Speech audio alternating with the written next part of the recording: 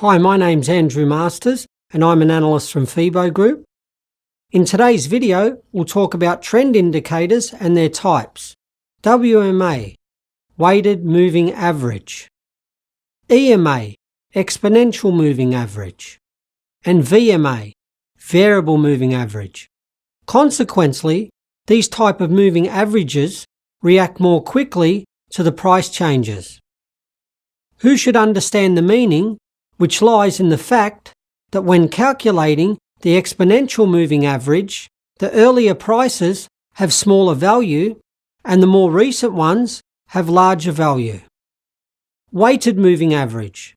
As well as exponential average, it also gives weight to the more recent data, but it does more expressively and easier. When calculating the 5-day weighted moving average, we lend 5-fold weight to the current price, 4-fold weight to the yesterday's price, and 3-fold weight to a price a day before yesterday, and so on. And after that, we divide the total sum of all works in the amount added weight. And finally, the variable moving average, which comprises not only of the values of the indicators, but also their weight. Timeframes within a high indicator of volume have more weight.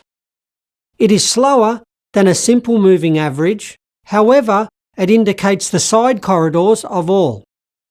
In the next video, we'll study oscillators.